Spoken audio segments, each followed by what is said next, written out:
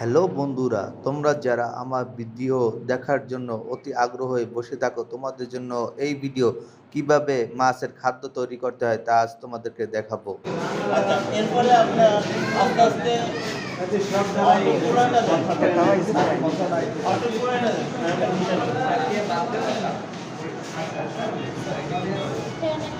অটোপুরাটা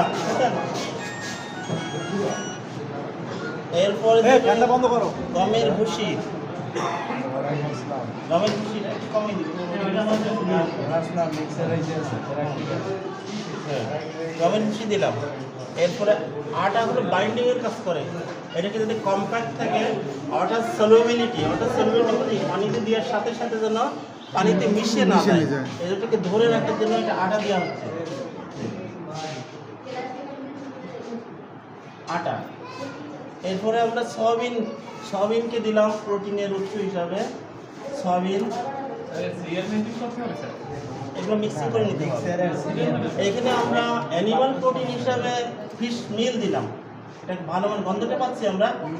এটা কিন্তু ভালো মানে বিভিন্ন আছে, বিভিন্ন গ্রেডের আছে, যেমন সুরি আছে, চেওয়া আছে। তারপর কোনটা ব্যবহার করছেন? এটা হলো সামুদ্রিক এবং চিংড়ি। আচ্ছা, আমরা ভিটামিন প্রিমিক্সটা দিলাম। ভিটামিন এবং মিনারেল সোর্স হিসাবে। এখন আমরা চিটাগুড় দিলাম। চিটাগুড়টা একটু দিলে নিন।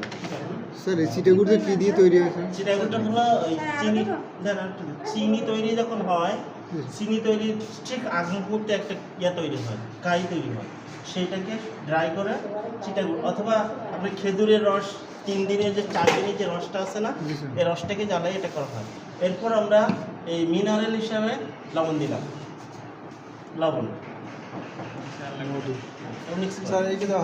আচ্ছা, ভুট্টা দিলাম। ভুট্টা কিন্তু গ্রোথের জন্য খুবই ভালো। এখানে লিপিড আছে, প্রোটিনও আছে। আমাদের মোটামুটি সব উপকরণগুলো দিলাম। এখন তৈরি করবো। হ্যাঁ, আটা একটু বেশি লাগবে, কারণ কম্প্যাক্ট খাওয়ার জন্য।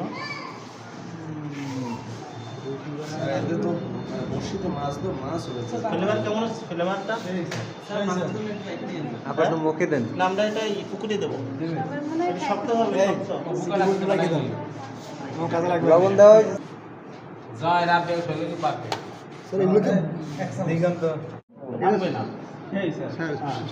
যদি ভেঙে যায় তো কম্প্যাক্টনেস হয়নি।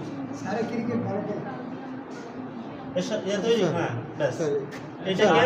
এটাকে কোথায় দেবো? এটা ফিডিং ট্রে অথবা থ্রো। স্যার ছোট করলে ওটা তো মাটিতে পড়ে যাবে, কিন্তু মাছ এমন